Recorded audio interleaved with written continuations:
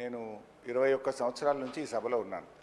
మంత్రిగా పనిచేశాను, ప్రతిపక్షంలో కూడా సభ్యుడిగా పనిచేశాను. నా 21 సంవత్సరాల్లో క్వశ్చన్ మీరు చదివినప్పుడు మంత్రి గారు సీట్లో లేనటువంటి మొదటి సందర్భం ఈరోజు 21 సంవత్సరాల చరిత్రలో చూశాను. కొన్ని సందర్భాల్లో ఏదైనా ప్రత్యేకమైన కారణం వల్ల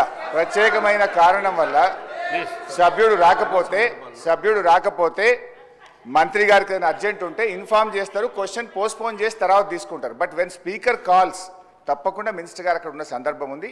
అయినా సభ గౌరవాన్ని హుందాతనాన్ని దృష్టిలో పెట్టుకొని నేను వదిలేస్తున్నాను. అధ్యక్ష, ఈరోజు గౌరవనీయులు బట్టి విక్రమార్క గారు గౌరవనీయులు ఉప ముఖ్యమంత్రి బట్టి విక్రమార్క గారు నేను అడిగిన ప్రశ్నకు వారు సమాధానం ఇచ్చారు. రాష్ట్ర ప్రభుత్వం ఎఫ్ఆర్బిఎం కింద తీసుకున్న అప్పులు 51,277 కోట్లని చెప్పారు. అఫ్కోర్స్ ఈరోజు ఉదయం నేను రిజర్వ్ బ్యాంక్ ఆఫ్ ఇండియాది కూడా రిపోర్ట్ తీసుకున్న పొద్దున్నే నెట్లో. ఈరోజు కలిపితే ఇంకో 3,000 కోట్లు పెరిగింది.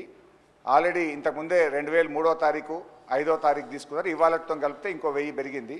55,277 కోట్లు ఎఫ్ఆర్బిఎం కింద తీసుకున్నారు. కార్పొరేషన్ గ్యారంటీల కింద 61,991 కోట్లు తీసుకున్నారు. 10,099 కోట్లు గ్యారంటీ లేకుండా తీసుకున్నారు. మొత్తంగా కాంగ్రెస్ పార్టీ ఏడాది పాలనలో చేసిన అప్పు ఎంత అంటే 1,27,208 కోట్లు. ఒక్క ఏడాదిలో వీళ్ళు చేసిన అప్పు 1,27,208 కోట్లు.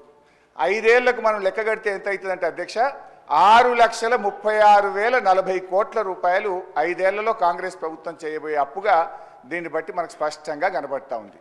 ఇకపోతే అధ్యక్ష, ఈ మధ్యకాలంలో కాంగ్రెస్ పార్టీ నాయకులు కాంగ్రెస్ పార్టీ పెట్టిన వైట్ పేపర్ బుక్ కూడా తెచ్చాను అధ్యక్ష. ఇది వైట్ పేపర్. అదేవిధంగా బట్టి విక్రమార్క గారు ఈ సభలో పెట్టిన పేపర్. దీని ఆధారంగా నేను పోయినసారి బడ్జెట్ సమావేశాల్లో కూడా చాలా స్పష్టంగా చెప్పాను. మీరు గతంలో బీఆర్ఎస్ పార్టీ 10 ఏళ్ల కాలంలో 671 అని ఒకరంటారు, 7 లక్షల కోట్లని ఒకరంటారు, 711 అని నోటికి వచ్చినట్టు మాట్లాడుతున్నారు. I challenge in this house, ఒకరోజు స్పెషల్గా డిబేట్ పెడతారా పెట్టండి, లేదు ఆడిటర్లను పిలిచి పెడతారా, ఫైనాన్స్ డిపార్ట్మెంట్ పెట్టి పిలుస్తారా పిలవండి. ఐ వాంట్ టు ప్రూవ్ 10 ఏళ్ల బీఆర్ఎస్ కాలంలో జరిగిన మొత్తం అప్పు కేవలం